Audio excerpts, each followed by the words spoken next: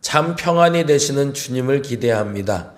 우리의 마음을 힘들게 하는 것들을 주께서 흔들어 버리지 말아 주옵시고 제거하여 주옵시고, 우리의 마음을 평안케 하는 것들을 경고히 하여 내 마음에 흔들림이 없게 하여 주옵소서.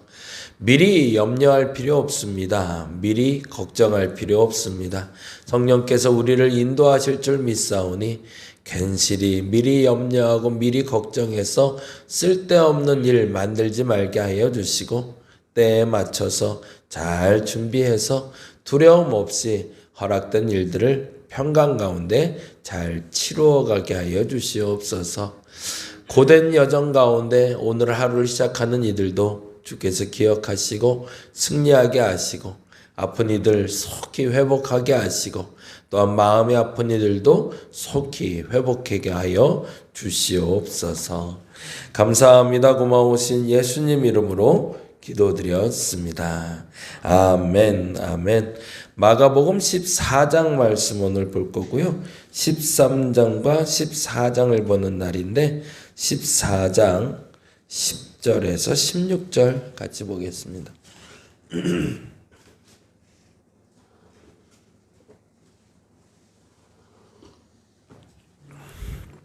확실히 그래도 마스크를 벗으니까 조금 좀 좋아요. 그렇죠? 안 그러세요?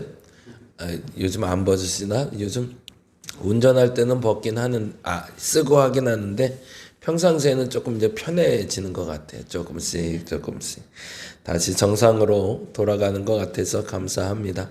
14장 10절에서 16절까지 같이 우리 한 목소리로 천천히 읽도록 하겠습니다. 12 중에 하나인 가룟 유다가 예수를 넘겨주려고 대제사장들에게 가매 그들이 듣고 기뻐하여 돈을 주기로 약속하니, 유다가 예수를 어떻게 넘겨줄까 하고 그 기회를 찾더라.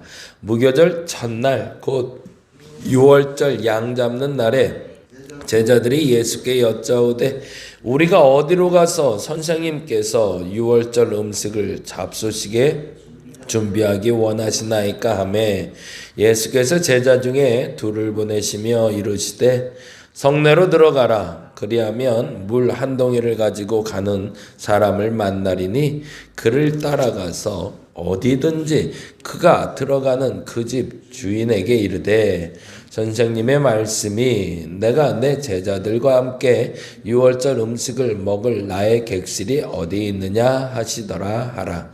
그리하면 자리를 펴고 준비한 큰 다락을 보이리니 거기서 우리를 위하여 준비하라 하시니, 제자들이 나가 성내로 들어가서 예수께서 하시던 말씀대로 만나 6월절 음식을 준비하니라. 아멘. 아멘. 오늘은 13장 14장 보는 날인데요. 13장은 이렇게 해놓으실까요? 마지막 때에. 우리 둘째가 엊그제 갑자기 물어보더라고요. 아빠 내일 세상이 망하면 아빠 뭐 할래? 그러더라고요. 생뚱맞게 왜 그 소리를 하냐 그랬더니 몰라요. 영상에서 뭘 봤는지. 그래서 마지막에 아빠는 뭐 하고 싶어? 라고 물어보더라고요. 근데 생뚱맞게 그렇게 갑자기 물어보니까 마지막 때에 난 뭐 할까? 라는 생각이 들더라고요. 그래서 뭐라고 대답할게요. 여러분은 어떠세요? 마지막 때 뭐 하실래요?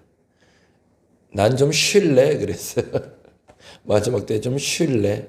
뭐 준비 다 했는데 뭘 또 하냐? 그냥 쉬다 가면 되지.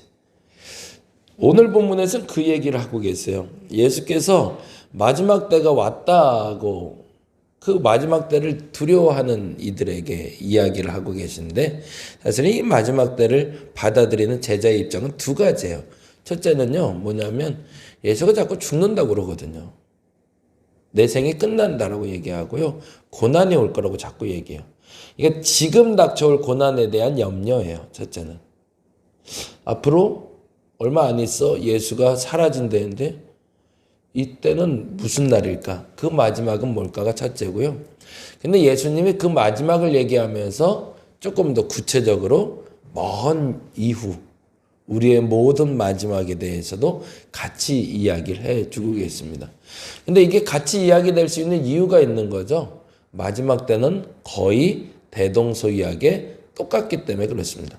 모든 사람의 마지막이 똑같고요. 모든 일의 마지막이 똑같고 세상의 종말도 똑같고 내게 닥쳐오는 모든 고난의 마지막도 똑같다라는 거예요. 다음과 같은 공식들로 이루어진다라고 얘기하며 14장 1절부터 쭉 해서 13장에 그렇게 얘기하고 있습니다. 13장 3절에 보니 이렇게 하죠. 13장 3절 같이 한번 읽어볼까요? 예수께서 감람산에서 성전을 마주 대하여 앉으셨을 때에 베드로와 야고보와 요한과 안드레가 조용히 묻되 뭐라고 해요? 우리에게 이르소서 어느 때에 이런 일이 있겠사오며 이 모든 일이 이루어지려 할 때에 무슨 징조가 있사오리까? 라고 얘기해요. 그래서 그 징조가 무슨 일인지를 이렇게 설명하고 계시죠. 5절에 보니까 뭐가 있대요?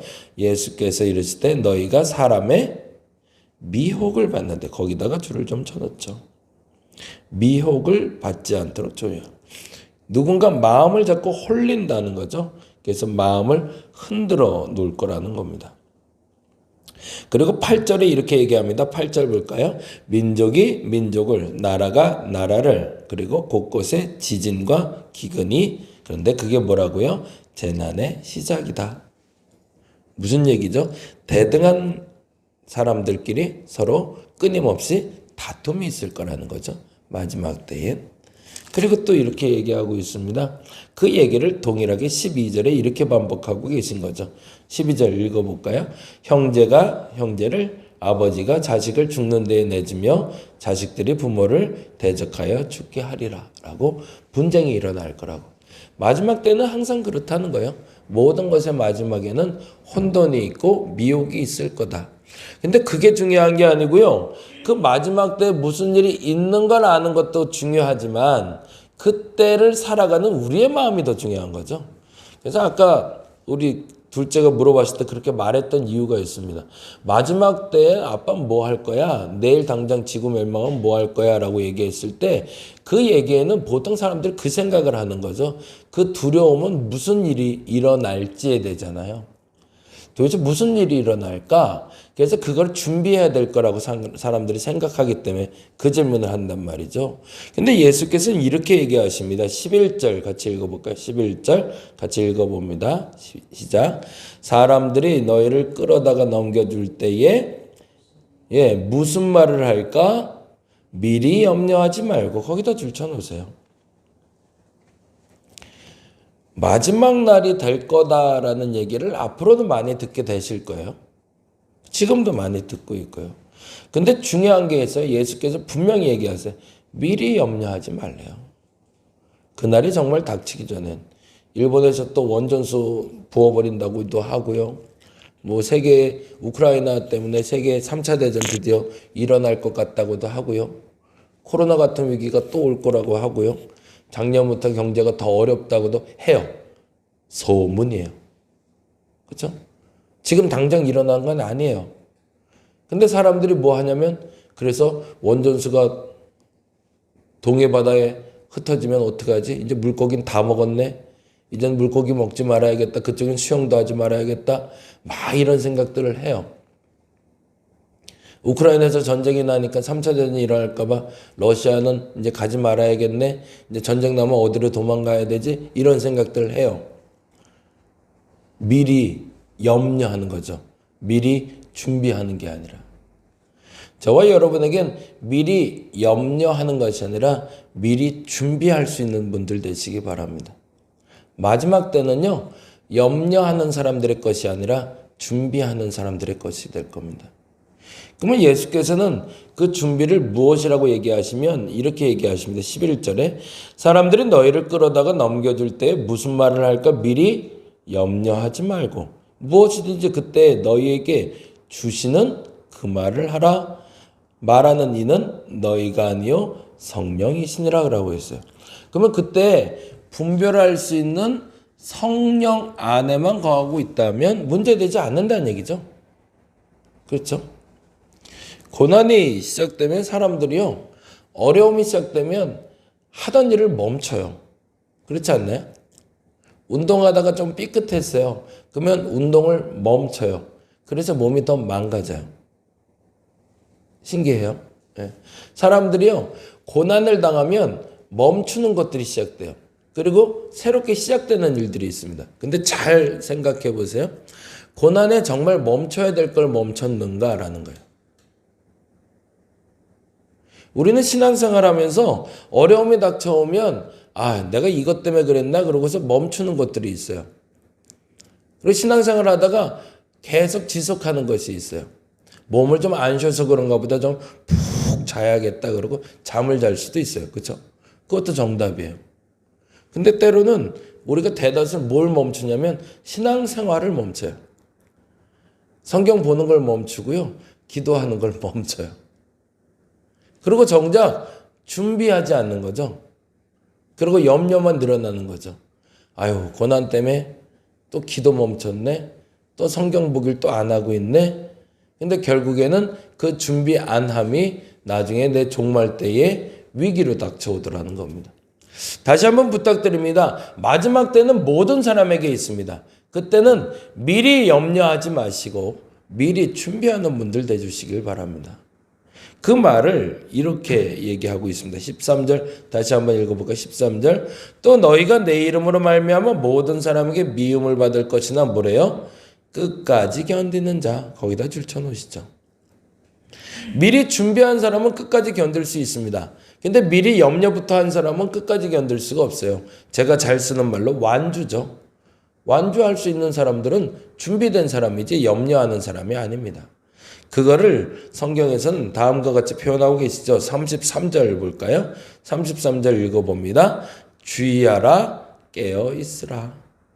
37절에도 똑같이 34절에도 똑같이 나오네. 34절에도 가령 사람이 집을 떠나 타국에 갈 때 그 종들에게 고난을 주어 각각 사물을 맡기며 문지기에게 깨어 있으라.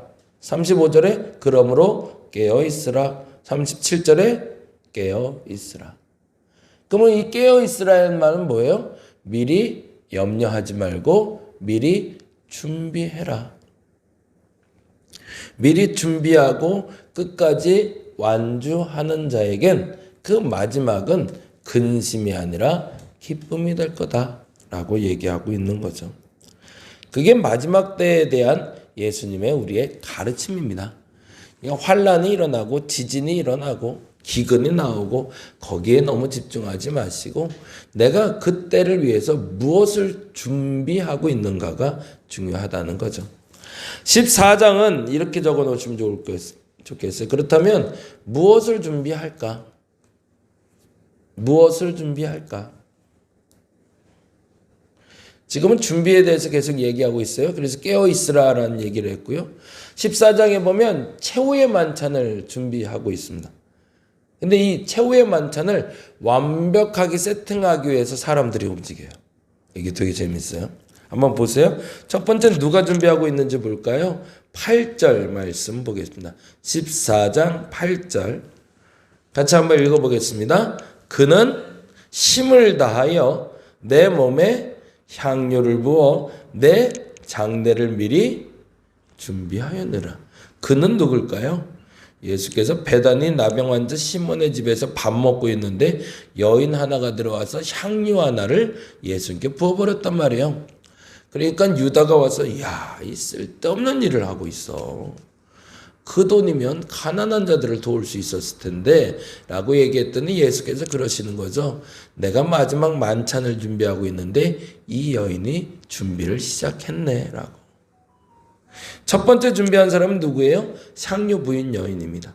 그리고 그 여인은 본인이 의식하진 않았지만 예수를 사랑했기 때문에 준비할 수 있었습니다. 준비할 수 있는 사람들은 뭘까요? 내가 그 사람이 어떤 일을 할지는 알지 못해도 그 사람을 사랑하면 그 사람의 필요가 보입니다.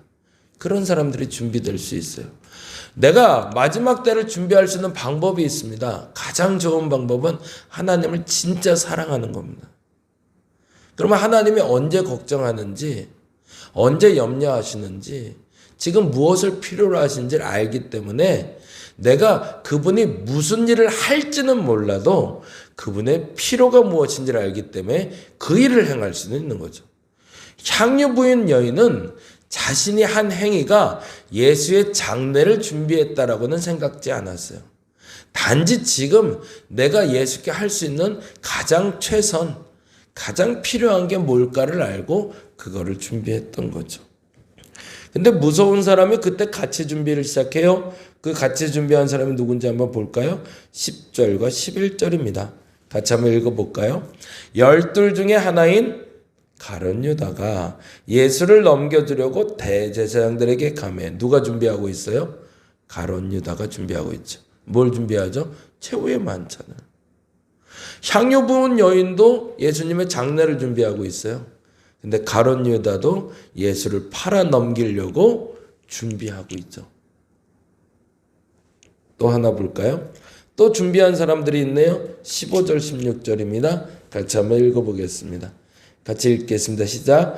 그리하면 자리를 펴고 준비한 큰 다락을 보이. 거기다 줄 쳐놓고 준비한. 이 또한 누군지는 알 수 없지만 큰 다락을 준비한 사람이 있었어요. 그리고 이렇게 돼 있네. 거기서 우리를 위하여 준비하라. 거기다 줄 쳐놓고. 16절 같이 읽어봅니다. 제자들이 나가 성내로 들어가서 예수께서 하시던 말씀대로 만나 유월절 음식을 준비하니라. 정말 만찬을 준비한 사람이 있네요. 마지막 때에 모든 준비가 맞춰져서 하나님의 역사가 일어납니다. 제가 제일 좋아하는 단어 중에 디모데전서 4장 4절에서 5절 말씀이 있어요. 같이 한번 볼까요? 찾아볼게요. 그리고 마무리할게요. 디모데전서 4장 4절에서 5절입니다.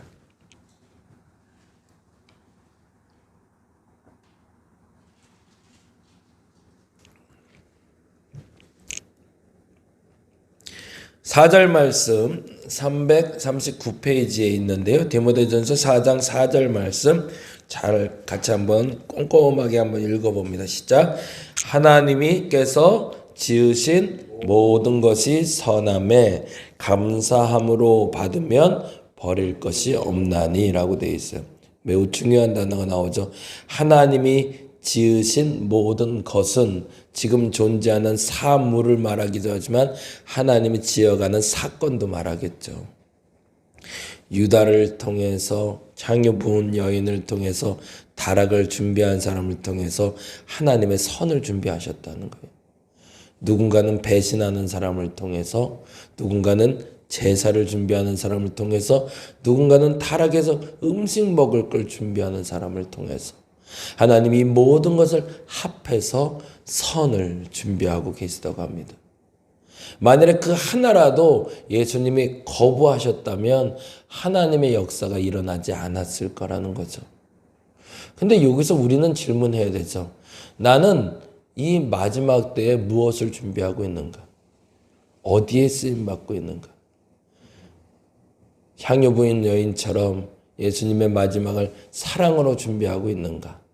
미리 다락을 준비한 제자들처럼 예수님의 마음을 몰라도 여쭤보며 답을 찾아가고 있는가?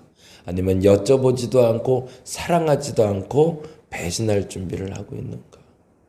그리고 그 마지막 준비가 그 마지막 때에 나의 결론이 될 것이고, 성경은 그렇게 얘기합니다. 그들이 했던 일을 후대가 기억할 거라고. 오늘 이 시간 마지막 때라 여긴다면 여러분은 뭘 하셔야 될까요? 더 정확히는 염려하지 않고 준비해야 됩니다. 그럼 무엇을 준비하는 사람으로 쓰임받기 원하시나요? 가룟 유다처럼 예수님의 마음을 몰라서 배신하는 역할로 쓰임받지 마시고 하나님 앞에 온전하게 쓰임받을 수 있는 저와 여러분 되시기를 간절히 바랍니다. 기도하겠습니다. 가슴 아픈 일입니다. 때때로는 교회를 부흥시키기 위해서 스데반이 죽는 사건을 경험합니다. 때때로 예수님의 성만찬을 통해서 이후에 죽음을 준비하기 위해서 유다가 준비하는 것을 봅니다. 하나님의 선을 이루기 위해서 하나님께 선택받은 사람들도 있고 또한 자기들이 무엇을 준비하는지도 모르며 하나님 앞에 가슴 아픈 일들을 준비하는 일들도 있습니다.